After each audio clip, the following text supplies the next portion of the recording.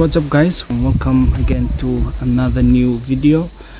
We are still around and today is another beautiful day. It was raining the whole past few days. Today we were lucky that, yes, as you can see, the sky is so blue and yep, we are having a wonderful day today. Though the daily challenges in our lives are there, we cannot rule them out, but so far so good. Everything is okay. I am right here at my home, standing beside one of my incomplete outdoor kitchen, and today I will be showing you around. So if you want to know, stay tuned. And speaking of one of the challenges we have in the village is water. As you can see, this drum, this is one of the drums that we use to collect water when it's raining. And as you can see inside,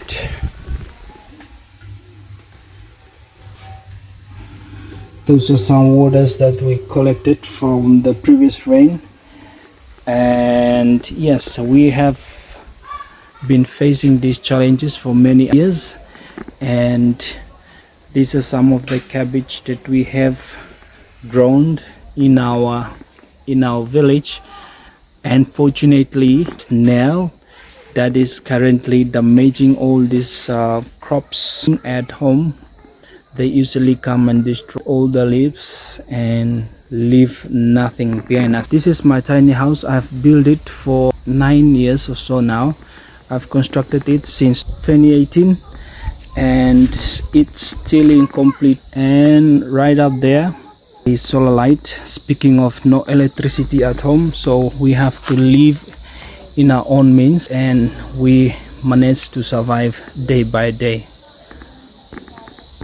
We also vulnerable to rolling stone. As you can see, these are some of the rocks that are here, one there and then the other one here, and then there is one here, and right there is our home. So yes, though it's very risky for us, like I've said guys, here the cost of purchasing land is very high. Like for 10 by 10 meters it would cost you around 10 to 20,000 Solomon dollars. So acquiring land is very difficult here. It's very expensive. So in such place like this, they sold it a bit cheaper. So since we don't have enough money to pay for places that are good, we just go for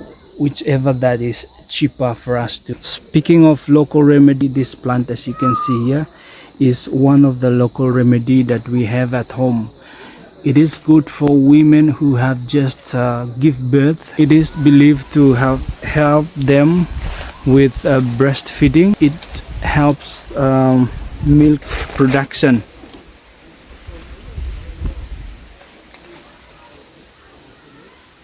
Around 60 to 80% of our population, including young and old, they chew betel nut. So betel nut is one of those cash crops that we have here in the Solomon Islands. According to survey, around 60 to 80% of our population, they chew betel nut. This is our toilet or washroom. It's very tiny. Like I've said, we have no water at home, so let me show you how we collect water for this washroom. This is where we store water for toilet use.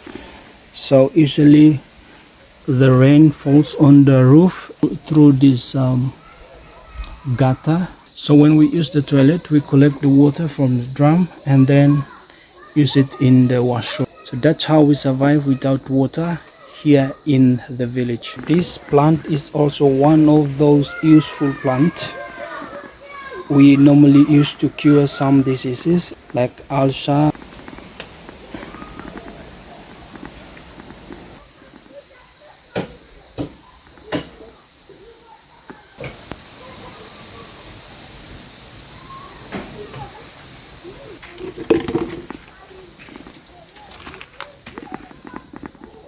electricity is one of the main issue at home, so this generator we used to switch it on when we need to charge phones and so forth. It cost us around 2,900 Solomon dollars. Though it's small, but it saves us a lot in terms of providing electricity at home. Sometimes we don't have enough sunlight to charge the solar batteries.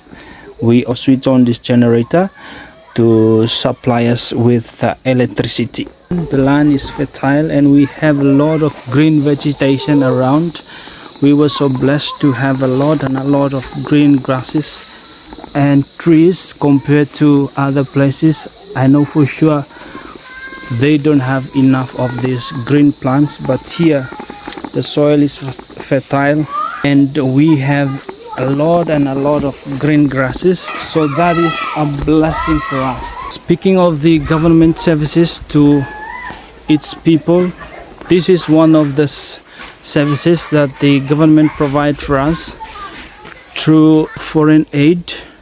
They have constructed this Jacob's Ladder for us. Like before this road used to be so muddy, especially when it's raining. The solar light installed by Coast Project. Coast Project is one of the foreign aid project through Australian government who supported our local people access project like lights, roads, community halls and other small projects in the village. That is my tiny house, and yes guys, I have a lot of plan for that house. As you can see from here, there is a slope from there to where the road is, very slope. We were using manpower to get these places suitable to build our tiny house. There are banana plants around as well. As you can see, this is one of our bananas at home. A lot of them.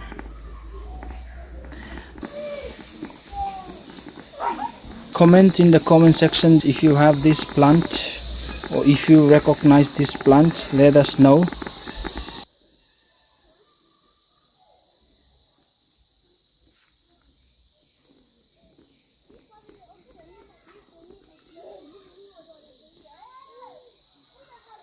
Some believe that this plant attracts money, so if you have them at home, rest assured it will gonna be financially okay. But funny thing, that is not our case. We have this plant at home, however we still don't have enough to meet all our basic needs and required services. This is where we used to cook food using fire. As you can see, since it was raining for the past few days, the inside looks so muddy and I don't think we can use it. I'm not sure if you guys recognize it, the ngali nut. So we have a lot of ngali nut here. We use stones to break the nuts, and from that we can get the inside. This is guava. We have guava at home and it's very sweet. So comment in the comment section if you guys have guava at home, or if not, I am more than happy to provide guavas for you guys. So life in the village here in Solomon Island, guys, it's something else. As you can see, we have a lot of green plants. Behind me is what I was just speaking about. We have a lot of green plants here in the village. One of the trees that we used to have in our villages, this tree is very useful for women. When they bake food or whatever, they collect leaves, especially this kind of plant, to cover the hot stones and leave it for 1 hour. After that, they go and open, and then the food is ready for the family to share. Can you guys imagine? Banana is everywhere. So here in the Solomon Islands, we have very fertile soils where plants can grow anywhere. Bananas and other crops, they can just grow everywhere. We have very fertile land. We have logs in the forest, but the issue is we don't have machine to turn those logs into timbers. One of the main issue we are facing also is the cost of living. During our grandparents' days, like some 60-70 years ago, they get a bag of rice with just only 10 Solomon dollars, so roughly $1 US. But right now the cost of goods and services is very high compared to those days. You will pay around 7 or 8, even 10,000 Solomon dollar per year just to send your kids to school. You can see a lot of kids at home, their parents were not able to pay for their school fee.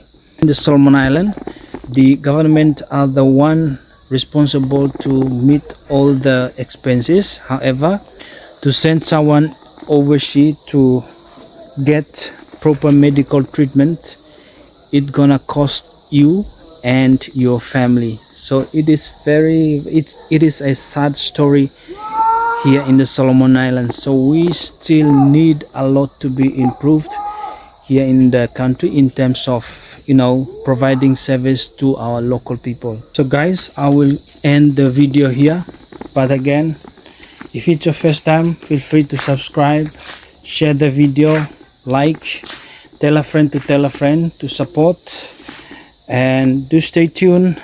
We will have more and more videos coming up.